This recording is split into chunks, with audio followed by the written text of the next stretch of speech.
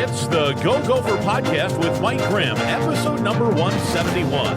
I am Mike Grimm, voice of the Golden Gophers, and welcome back to the podcast. We have double barrel action this week on the Go Gopher Podcast, and I know you'll love both of my guests. We're going to lead off with the director of men's and women's track and field, Matt Bingle, the head coach. He's getting his teams ready to compete in the Big Ten Championship meet later this week in Eugene, Oregon. What a place for track and field.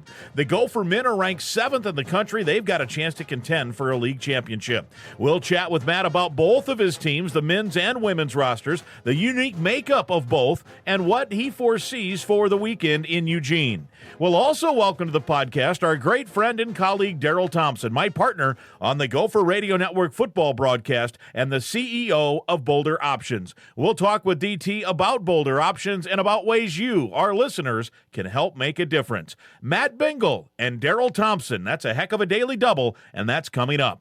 Our Go Gopher podcast is presented by alumni-owned Sunbelt Business Advisors and True North Mergers and Acquisitions. If you're a business founder planning to exit your business, start by contacting Sunbelt Business Advisors and True North Mergers and Acquisitions. Sunbelt serves more businesses up to $5 million in revenue than anyone, and True North M&A serves companies with revenues up to $150 million.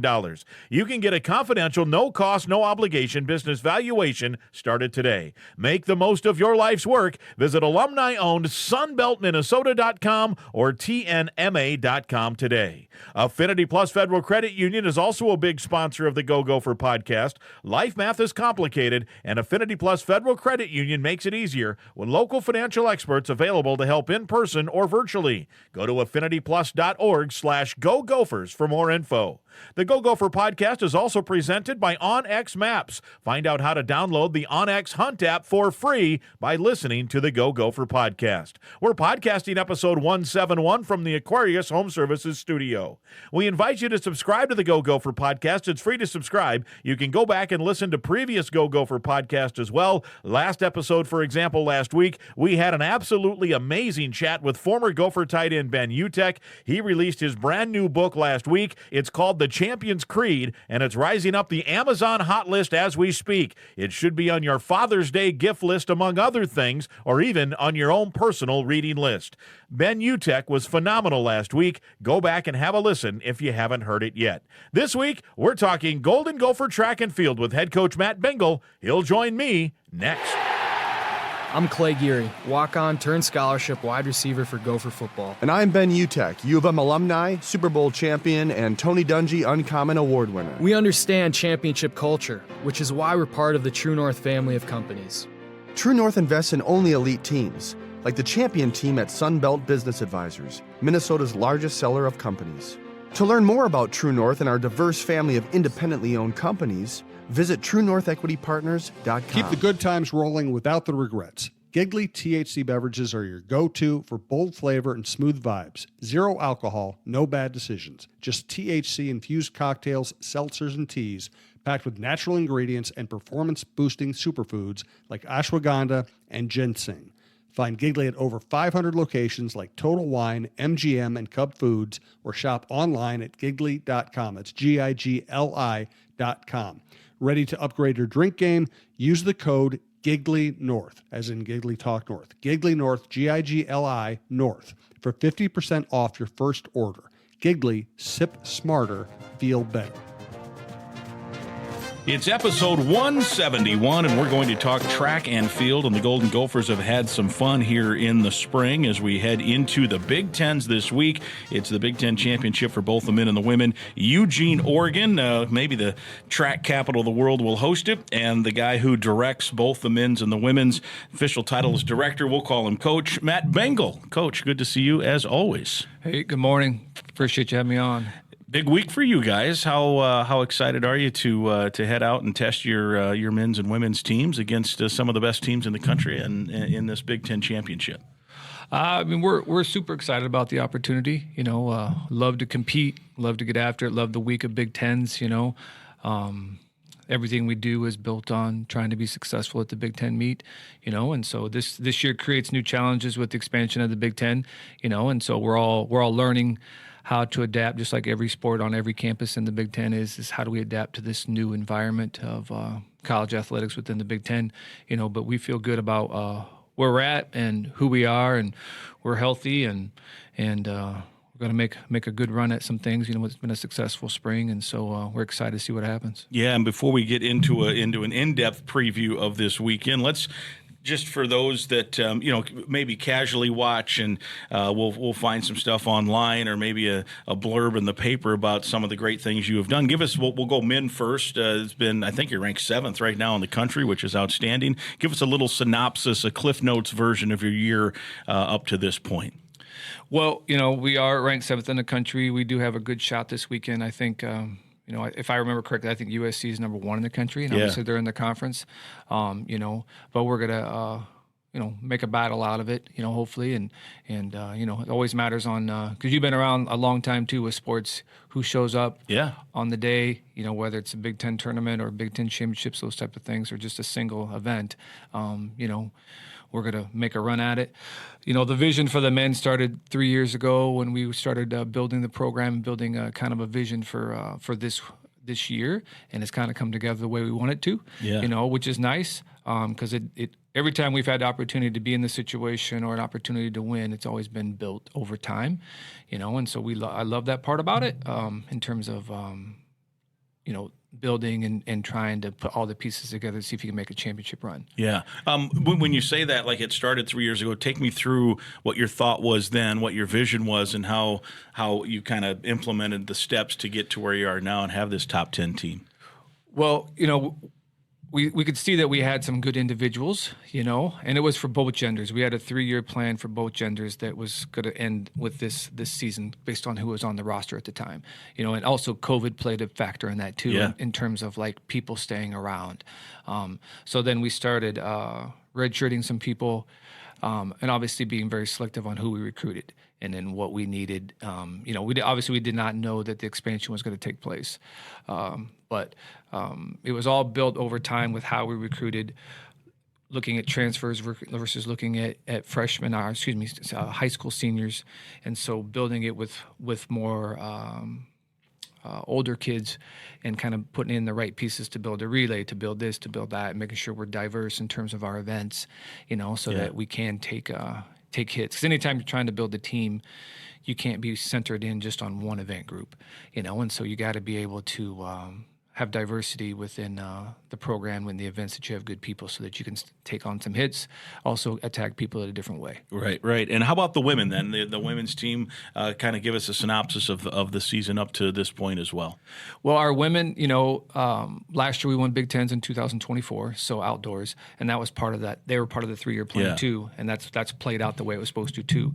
And then this year, we knew at the Big Ten level we thought we were going to take a step back a little bit just because we graduated a ton of kids off that championship team, but we've had a good year. We've got good development, and so our women, we feel like can be top 5, make a push to be top 3, hopefully score over 70 points, which to me is very good for us. I think where the Big Ten is now with having 17 teams in track, because obviously Northwestern doesn't have track currently, and so and you finish in the top 5, it's a pretty good statement. And so we feel good about. We have a lot of good young talent that we're super excited about, for the long term, and we feel good about where the program's headed with the women too.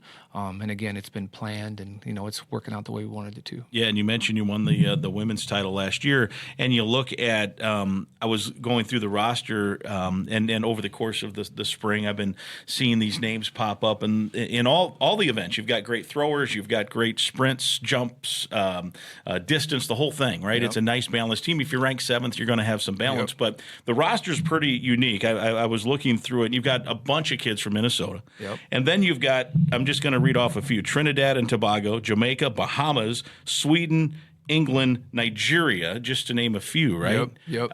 So how does a college coach, and this is both men's and women's in terms of this diverse roster of international flavor, how does a college coach go about tracking down Big Ten ready athletes and then talk them into coming to Minnesota from around the world and particularly that Caribbean area where it's just such a hotbed, right? Yep. Yeah. Well, I started coaching in '95, and I've never not had a Caribbean athlete on my team.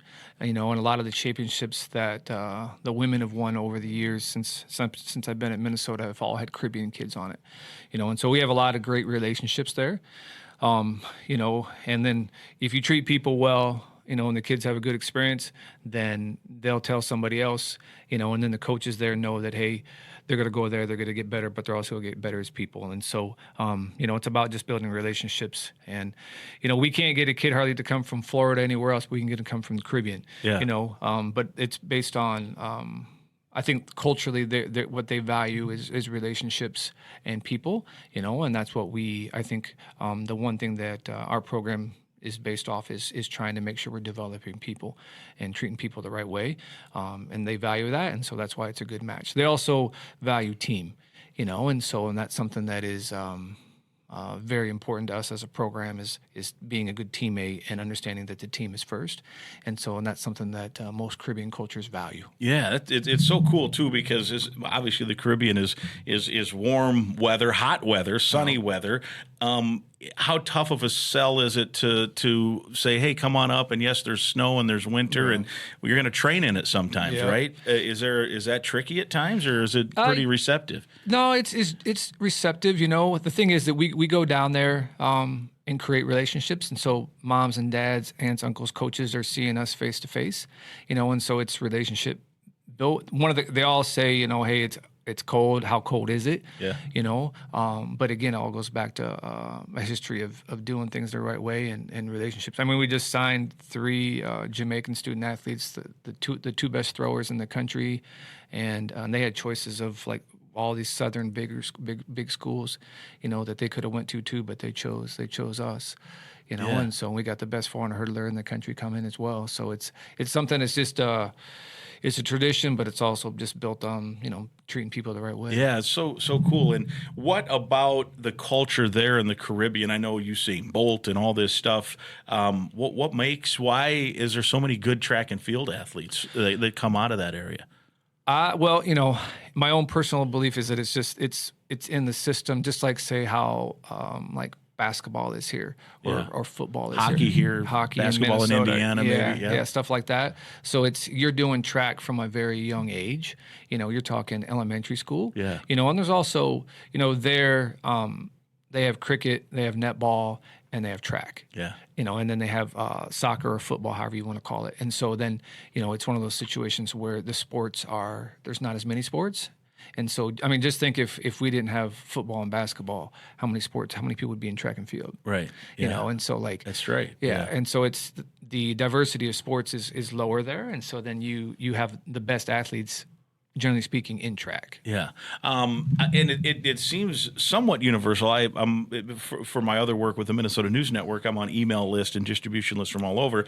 And the NSIC, it's like every week somebody from Minnesota State, Mankato's from the Bahamas or someplace, and they're a pretty good track, at the Division II level. But they have a bunch of athletes from that area too. So maybe there is that connection to Minnesota somehow. Yeah, and there's Caribbean people, I would say, and student athletes on almost every team.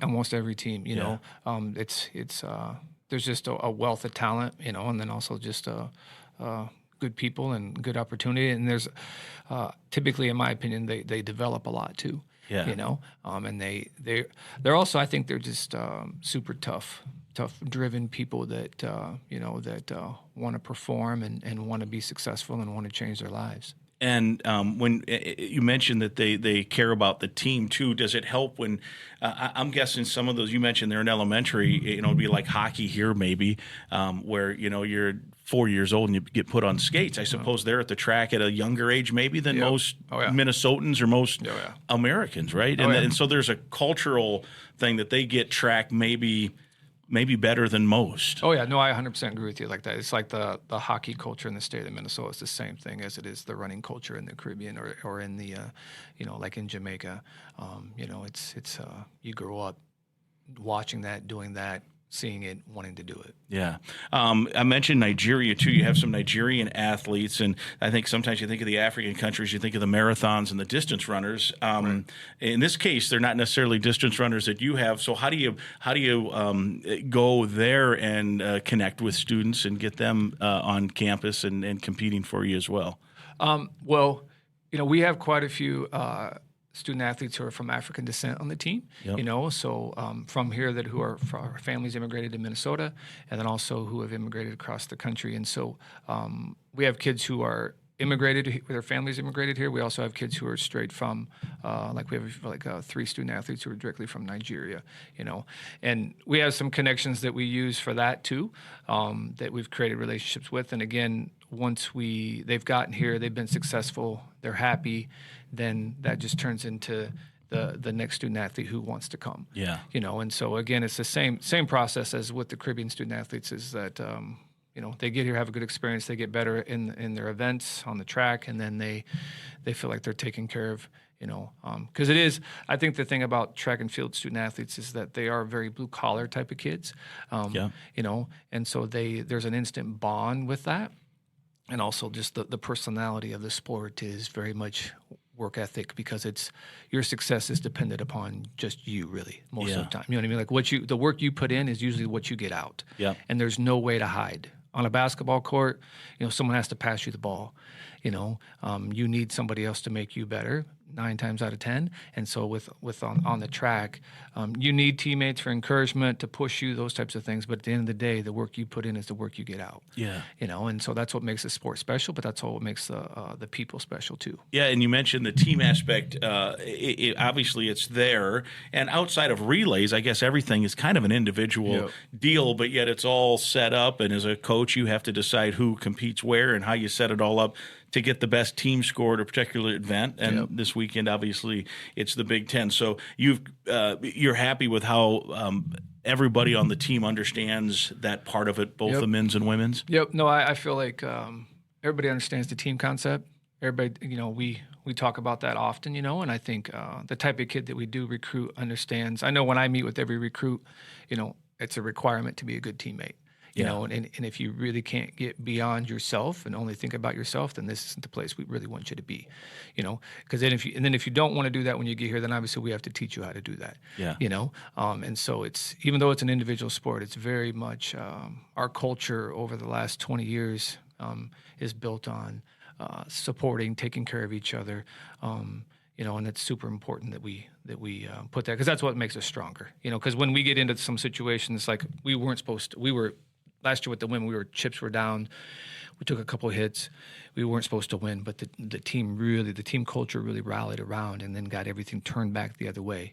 So it still very much matters. Yeah, it's pretty cool. Yep. I wonder too. I wasn't going down this road, but it just popped in my head because I think of it a little like wrestling, in that there's individual victories within a dual meet. Yep. And with you, there's literally medalists who win individual events. But if the team ends up finishing 10th out of 10, how do athletes, like if you're in baseball, you hit a 2-run home run and your team loses. Yeah, the 2-run home run's it is fine, but it's not really a victory. I mean, you feel good about it, but right. But if you win the 100-meter dash, you win the Big Ten 100-meter dash, you feel pretty good about that. Yeah. But then the team, let's say, finishes, you get a 100-meter dash champion, and the team finishes 9th. Yeah. How do athletes handle that part of it? Well, I mean, I can tell you as a coach, it's miserable. Yeah. You know what I mean? Because if you don't know much about the sport, we only really have scored meets once indoors and once outdoors, right. And then once for cross country, and so it's one weekend or 3 weekends out of the year, depending on who you are, that you gather to where your win gets points for the team, and so 10 points is first, 8th place is 1 point, and so then 1 through 8 matter. And everybody wants to score. Yeah. Everybody wants to make the final. Because there's a prelim and a final to everything, and so then you're trying to, have the impact for your team, and then everybody knows what's on the line, so everybody's on the track screaming, yelling, supporting each other, And the whole concept is, hey, it's Big Ten week. It's Big Ten week. Yeah. We're stronger together. We're in this together. So the whole individual thing, because the rest of the season is all built on, you developing, you getting faster, you getting this time or this mark or the distance that you want or this height, and it's really individually driven for like the whole season until the end because my individual performance has a huge impact on the team score. Yeah. It's really a unique blend there, a mesh point of a circumstance. I was earlier in the season, I get the email as Big Ten Freshman of the Week. Gopher freshman precious opinion, and I'm like, is that a typo? Because I follow it, but it's not. I don't know every single. It's a big roster, right? I'm like, okay, I got to look this up. So I'm like, that is really this young man's name, and he's been having a great year. And I don't want to pick on. I'm not picking on him. I don't mean that, but I don't want to pick out one individual because you have a bunch of guys. But that name's so unique. I'm like, precious opinion. That's something else right there. Right. Yeah. Right? Yeah. That is his name. And he goes by opinion. And he laughs about that because he says people always have a joke about saying something precious. Some guy brings it up on a podcast. Yeah, exactly. So, and that happens at home to him, he says, and that happens here. So, but he is very precious. He's got a great soul. He's a good human. He smiles all the time. He's always greeting everybody. He's a great young man. So his name does fit who he is. Yeah. And it was funny and funny just in the sense of like that's pretty unique right there. So I'm sure and the track, some of the meets you're at, you get the really good track announcers, which you get who's the guy at Drake that he's pretty well known. But anyway, I'm sure they might have some fun with that too. I suppose. Oh yeah. And our sport brings out, since it's got a high level, international level athletes in it, it brings out a lot of different cultural names. Yeah, for sure, no doubt. All right, let me read a quick commercial here, then we'll talk more track and field with Matt Bingle. Let's talk about Affinity Plus. It's your local credit union, proudly serving Minnesota since 1930. If you're a current Gopher student or a proud Gopher alum, that makes you eligible to join this financial that wants to build a meaningful banking relationship and put you first. You can meet with a local employee at any of their branches statewide, including one here on campus, or near campus, I should say, right in Minneapolis. To learn more and find other ways to connect, go to affinityplus.org/Go Gophers. That's affinityplus.org/Go Gophers. Affinity Plus Federal Credit Union, federally insured by NCUA. People-centered banking, perfect for Gophers. We thank them, as always, for their support. Matt Bingle is with us. It's episode 171. We're previewing Big Ten track and field. We've talked about the roster construction of this team, and the men especially now ranked 7th. The women won the Big Ten last year. You mentioned it. USC for the men ranked 1. I think Oregon's in the top 10. UCLA seems to be pretty good. So these 3 new teams have created more competition. And so take me through the challenges now of navigating through a 17-team league, like you said.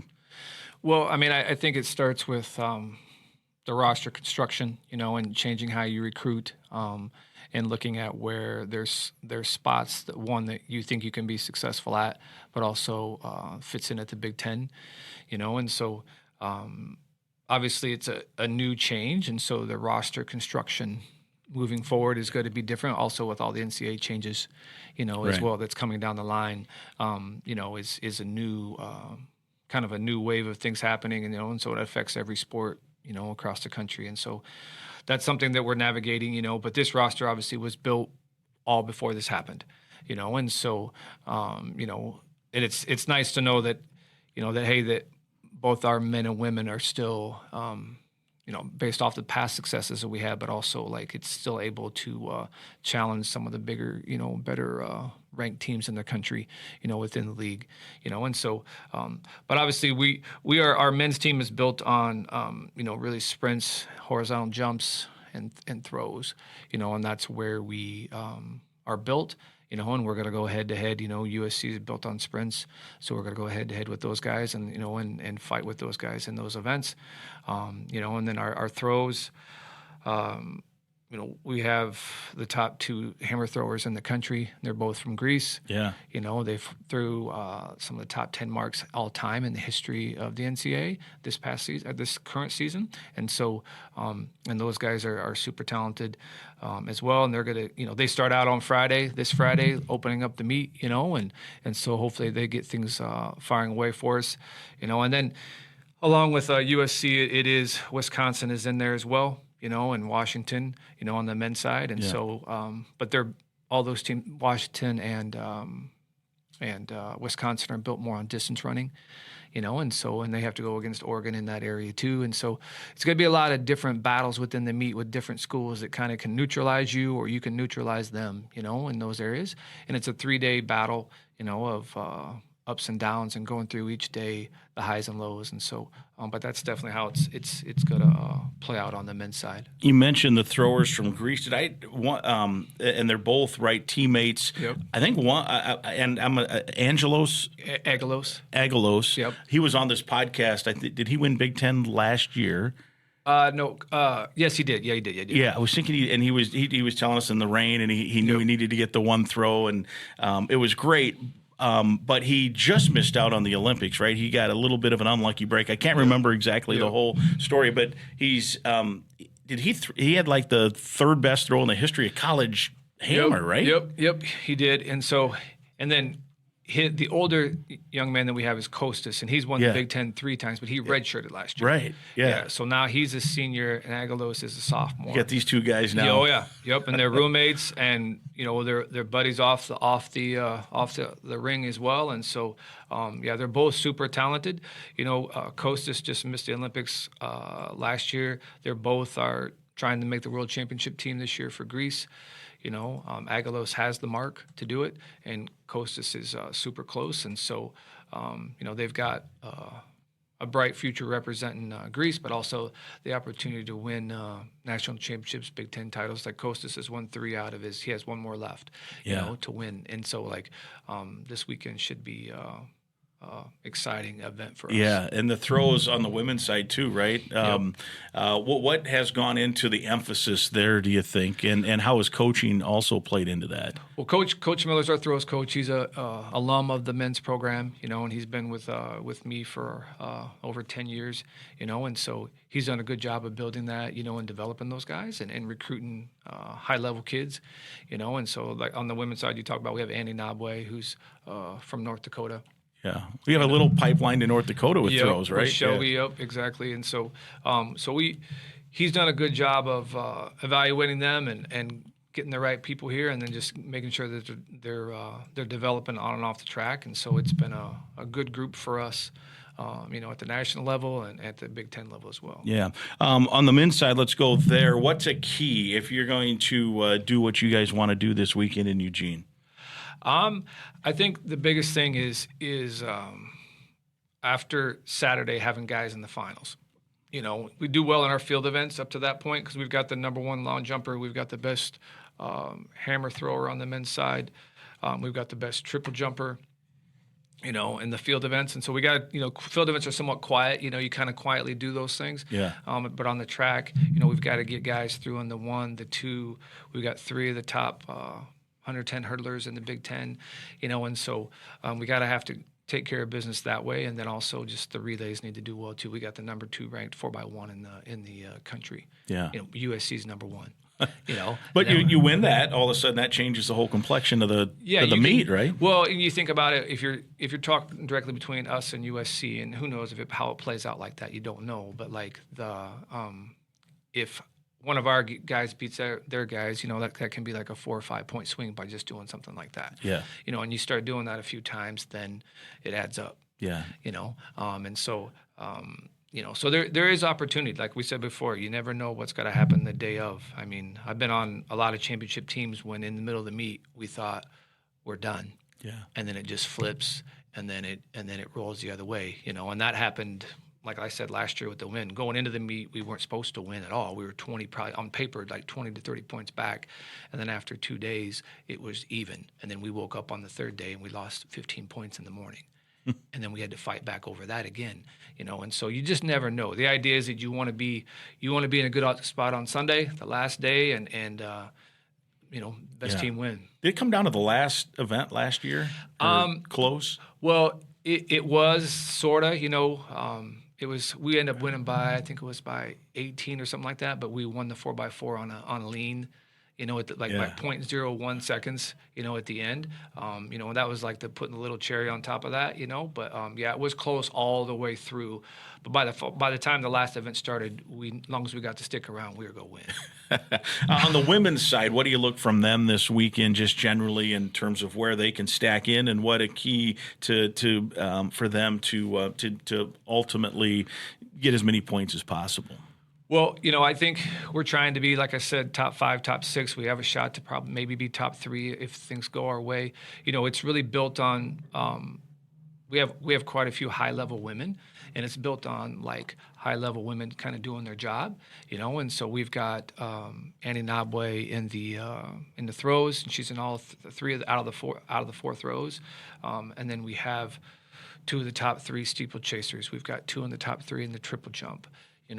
And so those spots we need to do our job, and come in and kind of do what we're supposed to. And then once we get that core kids doing what they're supposed to do, then we build around it with our kids who are going to be 3rd, 4th, 5th, 6th, 7th, 8th kids. And then that's how the paths can be created for us. And those guys have done their job all year, and so I think if they just kind of be who they need to be, and you don't have to. A lot of times you don't have to in championship events. You don't have to do anything crazy. You just have to kind of do your job, what you've done to get there, and then most times you'll turn out pretty good, And so we don't have to have any kind of superwoman or superman behaviors. It's more about just do your job and do what you're capable of, and then both genders have an opportunity to come out okay. You have a relatively new track facility here on campus. We're recording in the Bierman building. It's just behind here. And because of weather and different things, you don't get to host a lot of meets. But has that been a positive factor in terms of just being able to practice there, maybe recruiting? It's something to kind of showcase that there's a commitment here to track and field. How big, if at all, has the new track been? Well, I will tell you that the new track is one of the better ones in the Big Ten. It's very clean, very modern, well taken care of by the facility staff. It's a track-only facility, so there's nothing else in it. Also, what's unique about it is we have an indoor area that's heated underneath the bleachers. It's a 50-meter, 3-lane track under there, which is very, very unique. And so the opportunity to train on a daily basis and stay warm with the weather here puts us in a good situation. I think when we do recruit with all of our facilities, the indoor track is very nice. There was a lot of money put into that by the rec. The outdoor track is nice. We have a team room that most teams don't have that is very large, and it's for both of our genders. The locker rooms are updated. And so there's a lot of things that we have from a facility standpoint that most schools in the Big Ten don't have, and so we are blessed in that way, and I think just the way things are taken care of, how all the buildings look here, the campus is clean, the athletic department is clean, it's well done, and taken care of by the staff, and so it's it's very we're different in many ways in that way. Yeah. I guess I don't even know this. Where do you guys lift with weight training? Is there in the Bierman one right down here? Yeah, great. And so that's pretty nice too, right? Yeah. Everything is from a facility standpoint. Just like when we hosted the Big Ten meet in 22, most of the coaches are like, "Man, you guys got it good. You guys got great facilities here. And so."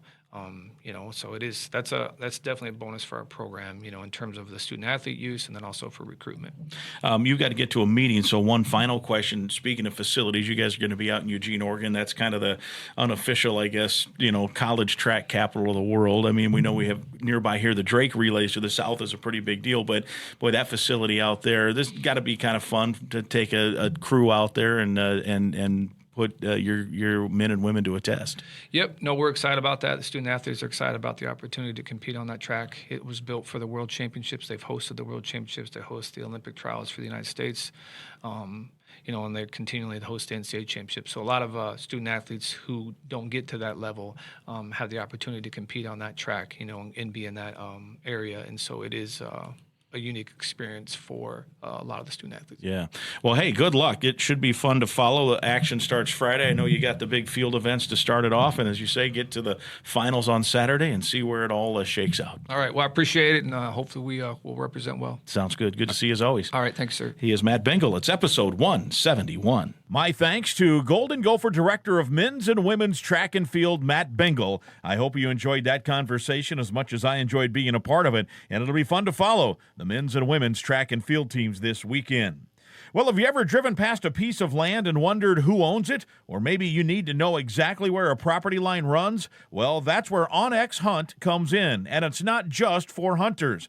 There are folks using OnX for their jobs every day throughout the country. From farmers and ranchers mapping out their fields, wildland firefighters navigating through rough terrain, to construction workers needing to know who owns what property and where. This is the app that offers something for everyone. If you need the best land ownership maps, aerial imagery, and property boundaries in your pocket, OnX Hunt is the tool for the job. You can try it for free. Download OnX Hunt in the Apple or Google Play Store or visit onxmaps.com/hunt to get started. Well, we're with our good friend Darrell Thompson, DT. It's always great to catch up with you. How are you? I'm doing pretty good.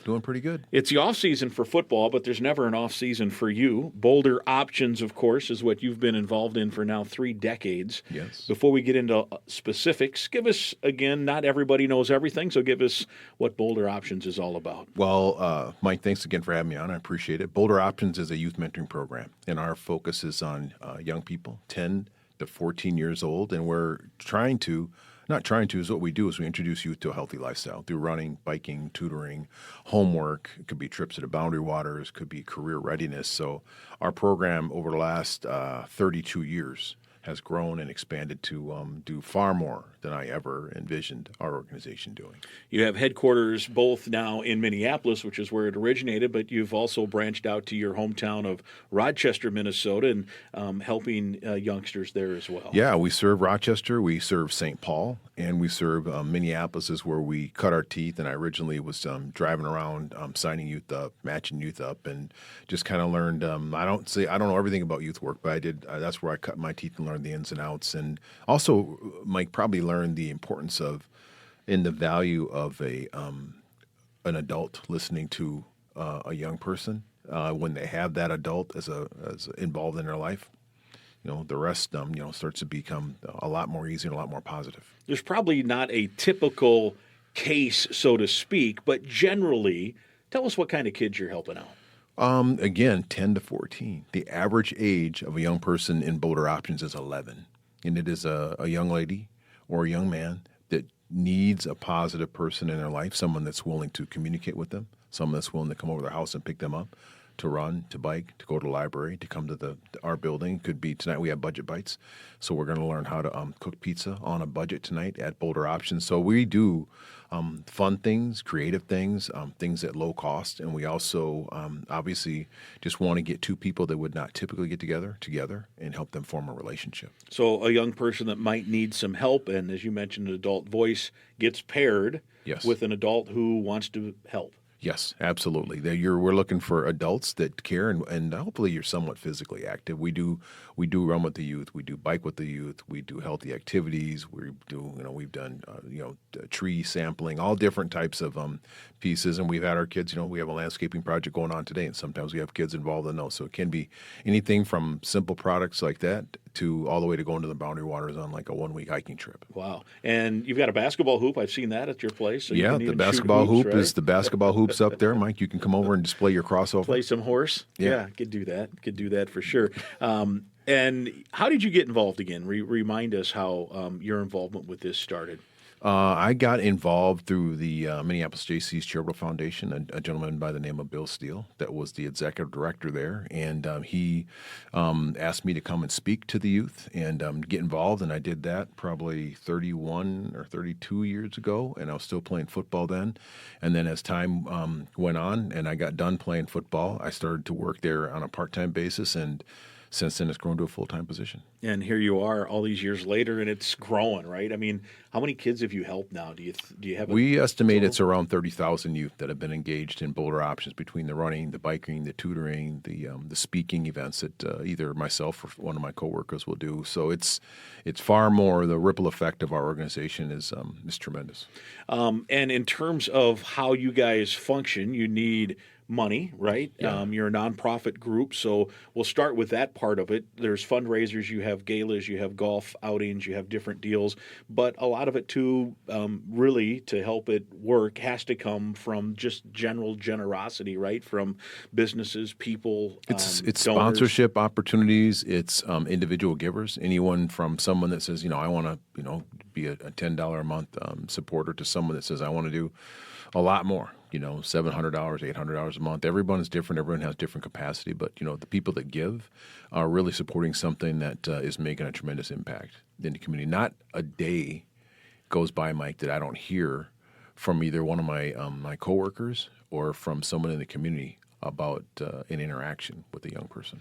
And I'm sure for you it's rewarding when you have a young person come through and then you end up going to graduation parties, weddings, and now with the amount of time you've invested in this, you're starting to see some of these youngsters have kids, right? And so now you're kind of a second generation helper with this. I have seen probably about a half dozen kids. I probably held about half of those. So it's been fun to see kids and to hold kids and to see them becoming positive, people and hopefully pillars in the community. And also they're starting to be, we've had a couple of them come back and be mentors. And we currently have one young lady that graduated almost 12 years ago. There's our first one from mentee to employee. She works for you now. She works with the organization. Yeah, it's amazing. So we talk about the financial part of it, which is the lifeblood. But the other aspect of it is, and this probably is harder work maybe, is to get enough adults to match up with the youth that need and want the help. Yeah, mentors, you're in demand. You need adults who are willing to devote this. There's no cost other than your time. No cost other than time. It really just takes someone willing to just take a little bit of their time out of their schedule and be willing to get involved in the life of a young person. Can guarantee that they will get more out of it than the youth. Everyone, we're all busy. We all got our phones and our lives and our families and our kids and our friends and all the different events. But having the time and making the time is well worth it, and you're also just making a tremendous difference in the community. So if someone's listening right now and they're like, this is something that I can do, this is something I want to help with, it sounds like it's something I can get behind, give us what a typical commitment level is. How much time are we talking? And I suppose once people start, that becomes like, oh, well, only twice a week? I want to go 3 times a week or 4 times a week. What is the... It varies, but for the most part, it's 1 to 2 times per week for an entire year. Yeah. And we're going to set up the activities for you. Like tonight we talked about, we have budget bites, and we have Zumba night, and we've had yoga night, and we've had homework night, we've had hangout night, we've had movie night. So we have a lot of different events inside at our facility. We also do 5K runs in the community. We'll do bike rides in the community as well. So there's a lot of different activities that we are going to be at, but that one-to-one relationship where I say, I'm Mike, I'm going to come over and pick you up. We're going to go for maybe a 20-minute run, which might be 20 minutes of running, might be 18 minutes of walking and 2 minutes of running. But it's all about getting together, listening, spending that little bit of time, and also maybe giving that caregiver a little bit of a break. Yeah. Every mom, every dad, single parent or married, they need a little bit of a breather. And I've heard from a handful of people, that's one time I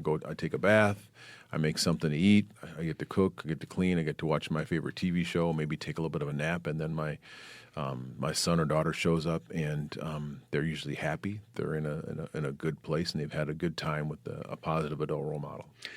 And then from that standpoint, I know a lot of what you guys do is involved in the house that you have, which is the basic headquarters in Minneapolis. Beautiful home. There's things to do there. Are there then... Do you have to manage most of that, or are there things that a mentor and a mentee, maybe the mentee says, hey, I've got tickets to the Timberwolves game, or I've got... we do those. Where they can kind of do some stuff. Hey, I want to take somebody fishing this weekend, or whatever it might be. Is there some liberty to do some things as well, outside of the house? Yes, there is liberty, and we also encourage that. So we have tickets to Twins games, Gophers games, Vikings games, Saints games. So we have a lot of sports connections, I think, through myself, and then sports is an outlet for people. It's an escape for people, and so we have those events as well as libraries and theaters and those places also that are welcoming to our youth, and also a good time for them. You also have had, over the course of different times over the years, Gopher football players who will come. They wouldn't be full-fledged mentors, but they might have a night at the house where they get to hang out with some of these We've youth had Gopher young men that have been full-fledged mentors. Yeah. Stephen Davis was a great mentor for us. Andre Hollins just finished his. He's a basketball player Great and dude, also yeah. a friend, and he did a tremendous job of being a mentor inside our program. And we've had some fun activities, probably maybe almost 10 or 12 years now. The Gopher football team has taken on our pumpkin carving event, which borderline terrifies me because you have maybe 10 or 12 kids with cutting sharp knife utensils, and they're whacking away at a pumpkin. Yeah, you don't need fingers cut, right? No, we have not had anything happen knock on yet, wood. but we've had a lot of fun. And those young men have done a phenomenal job, and they form relationships. Dragon Kesich has been there, Thomas Barber, my son, Casey O'Brien. A lot of the football players over the years have done a great job of coming over and spending that time with the youth, and they probably don't really know the impact that it has. It also gives them, like, they might look out there on a Saturday or morning or Saturday afternoon like, oh, I know that guy. He's kicking, or he's catching the ball, or he's tackling somebody. So It's fun for them. Yeah, no doubt. And it gives people, I would think, youngsters a chance to look at people who aren't that much older than them, right? If you're in college, it's right there, and I want to be like that guy. It's a good role model situation too. Yeah, I think that, and also just realizing that they're human beings and they can give back to. Hopefully, it's a little role modeling that they can say, hey, this is cool. I could come back here and help these kids, do this craft project, this art project, or play games, or just spend time with them, just to be around positive adults. Okay, so if someone has the resources to help financially, or someone has the time to help as a mentor, how do they get signed up? They can go to our website, Mike. I think that's the best place. You can look at our events on our website. You can see the everything from our golf tournament to our annual dinner to the happy hours. And then you can make a personal contribution there as well. And you can also become a mentor. So if you say, I'm interested in becoming a mentor, you can click on that I'd like to become a mentor box and, fill out the paperwork, and someone from Boulder Options will get back to you probably within 2 days. Are the mentees, are they usually recommended or guided your way based on things that have happened in their lives then? They are referred from the social workers and counselors in school as someone that could use a positive adult role model in their life. Very good. What's the webpage? BoulderOptions.org. Boulder does not have an U in it, so BoulderOptions.org. BOLDER options.org. Lots of other cool stuff going. I mentioned the your headquarters in Minneapolis. It's a beautiful home. It's your office, right? You have an office in there, and then there's other things upstairs. There's, like you say, there's a kitchen and there's a kitchen. There's a youth room in the basement. We have a bike shop, and then we have a kind of a big room downstairs for graduations, for events, for activities. So it's a good use of the space, and it's actually this weekend we have garden beds that have been being put in actually as we speak. They just finished them today. The Toro and the American Rental Association came together and had almost 7 or 8 volunteers and a dingo, like a little skid loader. Driving that thing. I did. I got an opportunity to drive it around this morning. Did a couple loads of mulch before they wrestled me off of it. Let the real pros do it? They were going much faster, and they were handling things much more efficient than I was. But it was a great time. But it also, our youth will be planting this weekend. Be planting tomatoes, planting carrots, planting, some of the other things that will grow in the garden, and have a chance to grow and to watch them. Yeah, and we mentioned you got the basketball hoop in the backyard. You had the ice cream social there. Annual, right? Yeah, we do a open house every summer, and that's for our mentors. It's for the mentees. It's for the families. It's for former employees. It's for supporters, and no cost to that. We just want people to come back and have fun, listen to a little bit of music, and have some barbecue.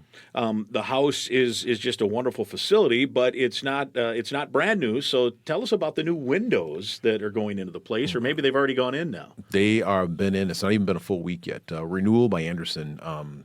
Tremendous company did replace the windows at Boulder Options and one humongous bay door. So 57 windows. Wow. Inside the building. And it's not a small home. No, it takes a lot to work with the thousands of youth who we worked with over the course of time. But the Renewal by Anderson contribution to Boulder Options for the heating, for the cooling, for the sound. One thing that we didn't probably really, I didn't think about. When you shut the window, I actually can't hear what's going on outside. So it's been the building it's quieter, it's safer, it's sounder. The loud pulleys that were inside the windows are there no longer, and they've caulked it and they've sealed it. So we should save a lot on energy costs, both heating and cooling the building. And you can see out the windows. The windows were 106 years old, Mike, and they were actually hanging in there pretty good. And we went through the Historical Society downtown, really did a great job and listened to us and we listened to them. And the windows that Renewal by Anderson put in look exactly like the windows that were there over the course of the last 106 years. So we made sure of that. Renewal made sure of that, and so did the Historical Society downtown Minneapolis. Big tip of the cap to Renewal by Anderson for sure.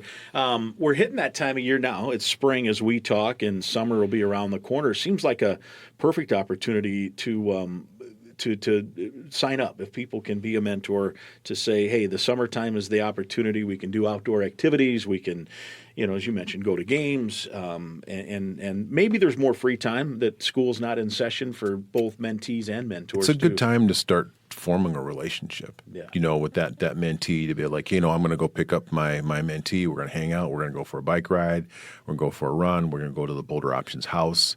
So starting here in May and in June, where it's summer, and the kids' schedule is a little bit looser. They're not having school. I mean, most people are working, so they're still they have their own activities. But the time to become a mentor is no greater time than right now. Speaking of summer, you have the annual Boulder Options golf outing, which serves as one of your big fundraisers to help fund all of these great things you're talking about. And that is coming up, and you have a few spots left if people want to get involved. Probably about a half dozen spots left. They better hurry. Yeah, they better hurry. I know you'll be there, leading the way. And it'll be a fun event, but there's some spots left for golf. If people want to golf, they can go to our website. It's out at Legends, out in Prior Lake. A great track, and be a lot of fun that afternoon. May 28th, right? Yeah, May 28th. May 28th is the Boulder Options golf outing, and then in the fall you have your annual, the big gala, I guess, the Boulder Bash. Tell us about that, as I'm sure planning is starting now. Planning, sponsorships, all those pieces are happening right now for the Boulder Bash. It'll be this fall. I want to say it's the third week in September. Don't have that off the top of my head, but it's a big deal for us, for awareness, for our financial support, for our organization. It's a big deal. Yeah. So it will be, but it should be fun. It always is fun. It's always rewarding. So it should be another great one this year. And we'll certainly have you on back on the podcast before then to promote that Boulder Bash as well. BoulderOptions.org is where to get all the info. Darrell Thompson doing such great work impacting the community.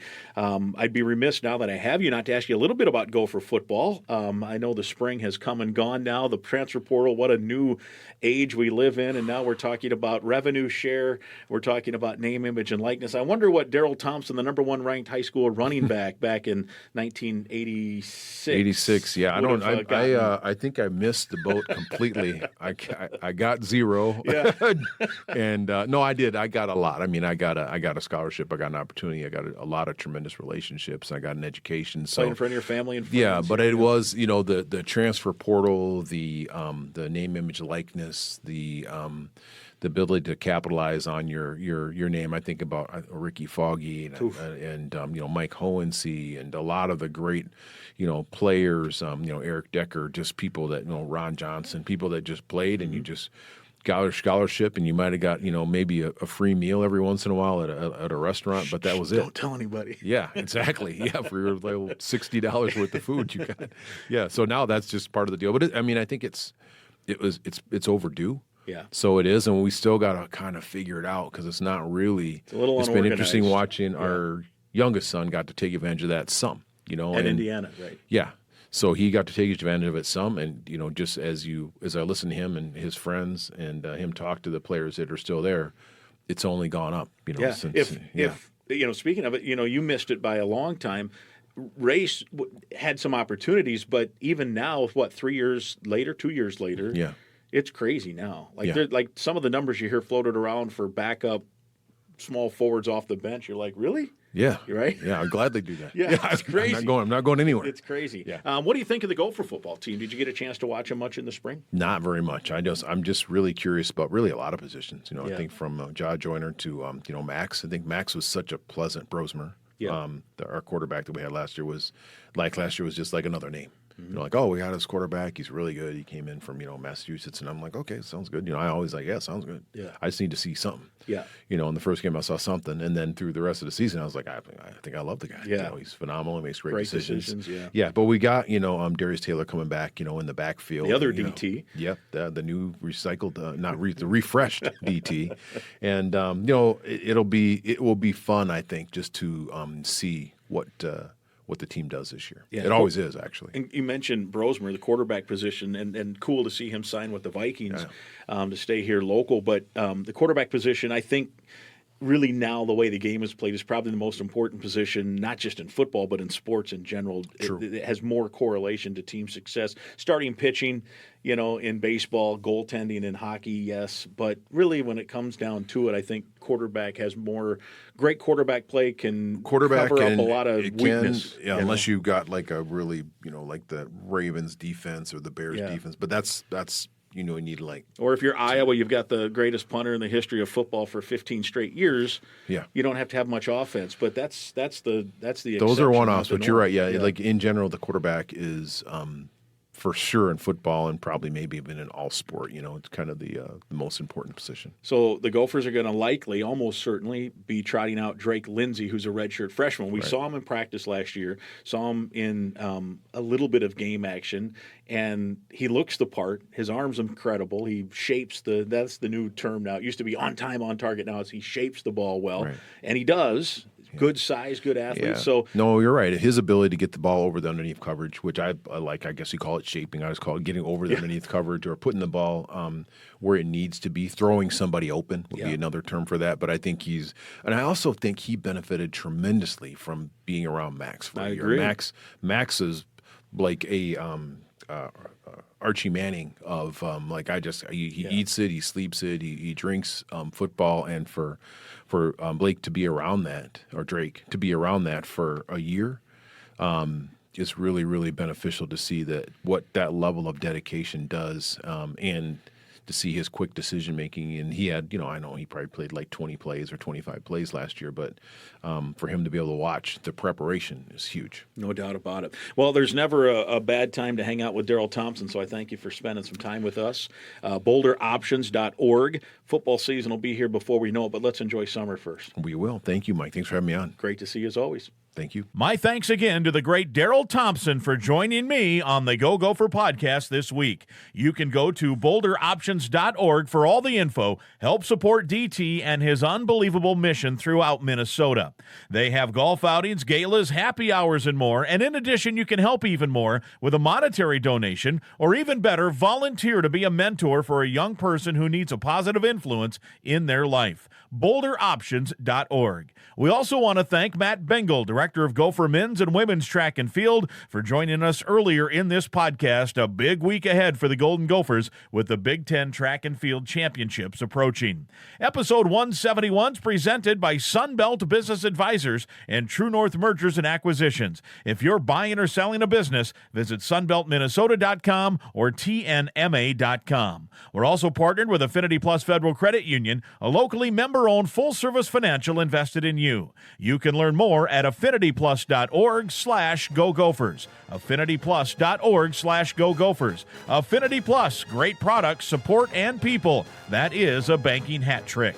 OnX Hunt also sponsors our show. Happy hunting with OnX Hunt from OnX Maps. Again, I'd invite you to listen to past podcasts, and please right now click that subscribe button to the Go Gopher Podcast. It's free to subscribe and free to listen at any time. And please share the link to the podcast with others so they can subscribe and listen as well. And if you enjoyed our podcast this week, please let us know with some positive feedback on your social media channels.